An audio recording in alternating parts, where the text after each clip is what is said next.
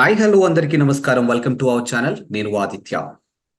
హైడ్రా ఇప్పుడు అధికారంలో ఉన్న ప్రతిపక్షంలో ఉన్న ఎవరిని కూడా వదిలే ప్రసక్తే లేదు అంటూ తన పంజా విసురుతూనే ఉంది. అందులో భాగంగా బీఆర్ఎస్ కి సంబంధించినటువంటి కొంతమంది నేతలు అక్రమ ఆస్తులు సంపాదించి ఆ ప్లేస్ లో వారి కట్టడాలు వాళ్ళకి సంబంధించిన యూనివర్సిటీలు కట్టారంటూ ఒక వాదన వినిపిస్తుంది. సో ఇప్పుడు వాళ్ళని కూడా వదిలే ప్రసక్తే లేదంటూ వినిపిస్తుంది ఒక వార్త. సో మనం మీరు నిన్నటి నుంచి చూస్తున్నాము ఎన్ కన్వెన్షన్ కి సంబంధించిన అంశం కూడా ఇలా ఒకటి తర్వాత ఒకటి బయటకు తీయబోతున్నారు. సో మరి ఈ అంశం గురించి మాట్లాడడానికి ప్రస్తుతానికి మనతో పాటు లైవ్ లో ఉన్నారు ప్రముఖ పొలిటికల్ అనలిస్ట్ ఎంకే రావు గారు. సో సార్ నాటి కొన్ని విషయాలు తెలుసుకున్నారు. సార్ నమస్కారం సార్.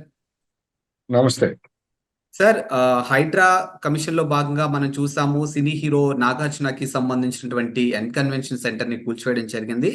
సో ఈ హైడ్రాకి ప్రతిపక్షం లేదు, అధికార పక్షం లేదు, ప్రభుత్వ అధికారం లేదు, ఎవరూ లేదు, ఆల్ ఆర్ ఈక్వల్ అంటూ తన పంజా విసరబోతుంది.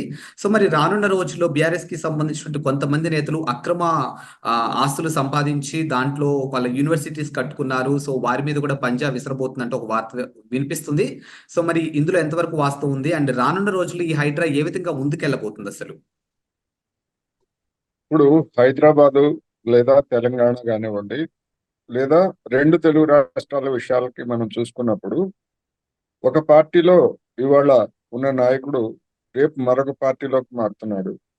మరొక పార్టీలో ఉన్నటువంటి నాయకుడు ఇంకో పార్టీలోకి మారుతున్నారు.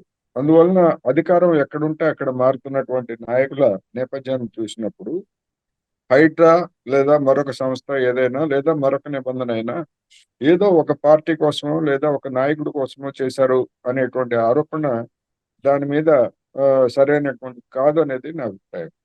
ఎందుకు అంటే ఒక ప్రభుత్వం ఒక నిర్ణయం తీసుకున్న తర్వాత అది అందరికీ వర్తింపజేయాలి.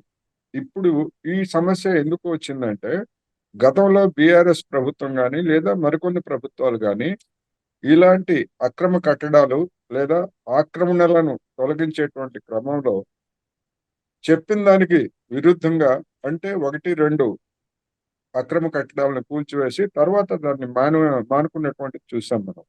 ఉదాహరణకి సంచలనాత్మకంగా మారినటువంటి అయ్యప్ప సొసైటీలో కొన్ని కట్టడాలని కూల్చివేశారు.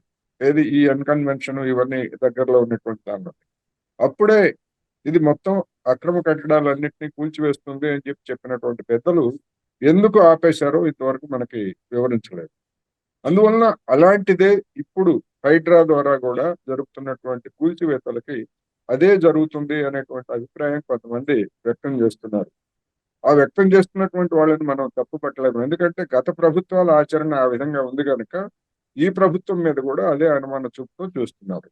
అందుకని ఇప్పటి వరకు హైడ్రా కూల్చివేసినటువంటి లేదా తొలగించినటువంటి ఆక్రమణ వివరాలను చూసినప్పుడు ఇప్పుడు అధికార పార్టీలో చేరి గతంలో బీఆర్ఎస్ ఎమ్మెల్యేగా ఉన్నటువంటి దాను నాగేందర్కి సంబంధించినటువంటి వాటిని కూడా కూల్చివేశారు. అదేవిధంగా రాజకీయాలతో సంబంధం లేనటువంటి సినిమా హీరో నాగార్జున కట్టడాన్ని కూడా కూల్చివేశారు అన్నటువంటి తెలిసింది.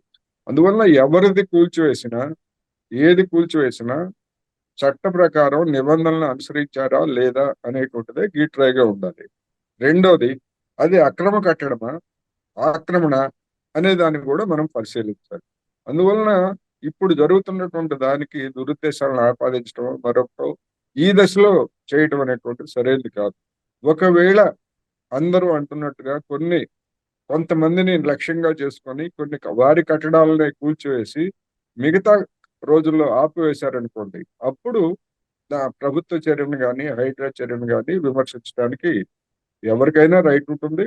అటువంటి విమర్శ చేయడంలో నేను కూడా ముందుంటాను. కానీ ఇప్పుడు జరుగుతున్నటువంటి దాన్ని మనం ఆ విధంగా వర్ణించలేము అనేది ఈ సందర్భంగా చెప్పుకోవాలి. సార్ ఇప్పుడు మనం చూసుకున్నట్టయితే ఈ హైడ్రాని ప్రభుత్వానికి సంబంధించినటువంటి ఆస్తుల్ని తిరిగి స్వాధీనపరుచుకుంటున్నటువంటి మంచి విషయం అని ఒక వర్గం మాట్లాడుతుంటే, ఇది కేవలం రాజకీయ కక్షపూరితంగా జరుగుతున్న అంశం అని మరొక వర్గం మాట్లాడుతుంది. సో దానికి సంబంధించి ఇప్పుడు మల్లారెడ్డి గారికి సంబంధించినటువంటి అంశం కానీ, లేకపోతే పల్లా రాజేశ్వర రెడ్డికి సంబంధించిన అంశం అంటే వాళ్ళ యూనివర్సిటీ మీద కూడా హైడ్రా యాక్షన్ తీసుకోబోతుందంటూ ఒక వార్త అయితే వినిపించింది. సో వాళ్ళ మీది వరకు వచ్చినప్పుడు ఖచ్చితంగా వాళ్ళు బీఆర్ఎస్ లో ఉన్న నాయకులు కాబట్టి దీన్ని ఖచ్చితంగా రాజకీయ కోణంలో అంటే కక్షపూరితంగా చేస్తున్నటువంటి అంశంగా చూసే ప్రయత్నాలు కూడా ఒక వర్గం చేస్తూ ఉన్నారు. సో దీన్ని మనం అసలు ఏ కోణంలో చూడొచ్చు? అంటే ఎవరైనా కానీ ప్రభుత్వ ఆస్తుల్ని చెరువులు కావచ్చు లేదా ఇతర భూములు కానీ ఆక్రమించారా లేదా అనేటువంటిది ముందు మనం చూడాలి. ఒకవేళ వాళ్ళు ఆక్రమించినటువంటి వాళ్ళు మల్లారెడ్డి అయినా రాజేశ్వర రెడ్డి గారైనా మరొకరైనా వాళ్ళు పార్టీలో తీర్మానం చేసి ఏమన్నా ఆక్రమించారా? పార్టీ తీర్మానం ఏమన్నా మీరు ఆక్రమించండి అని చెప్పేసి పార్టీ ఏమన్నా చెప్పిందా? బీఆర్ఎస్ పార్టీ లేదు. లేదు. ఆ పరిసర ప్రాంతాల్లో ఉన్నటువంటి జనం అంతా కూడా వెళ్ళి మల్లారెడ్డి గారు లేదా రాజేశ్వర రెడ్డి గారు మీరు ఆ స్థలాన్ని ఆక్రమించండి, మీరు యూనివర్సిటీ భవనాలు కట్టుకోండి అని ఎవరైనా చెప్పారా? లేదు. అదేవిధంగా రాజకీయ పార్టీలో ఫలానా రాజకీయ పార్టీలో చేరాలని చెప్పేసి ఎవరైనా చెప్పారా? వాళ్ళు స్వచ్ఛందంగా పార్టీలో చేరారు.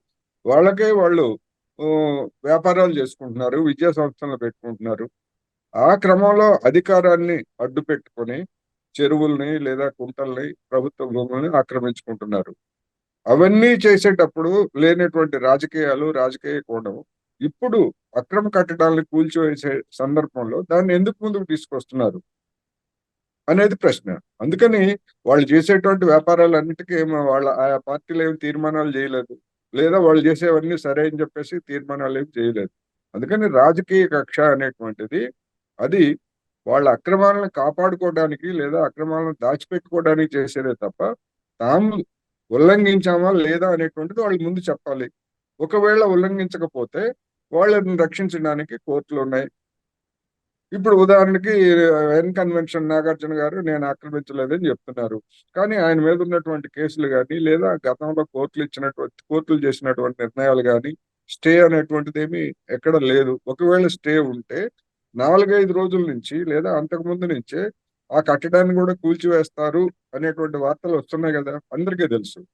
తెలిసినప్పుడు మరి నిన్న కూల్చివేసేంత వరకు నిన్న ఉదయం వరకు నాగార్జున గారు కోర్టుకు వెళ్లకుండా ఎందుకున్నారు అనేటువంటిది ప్రశ్న. అందుకని ఎవరైనా కానీ అక్రమంగా కూల్చమని ఎవరూ సమర్థించరు.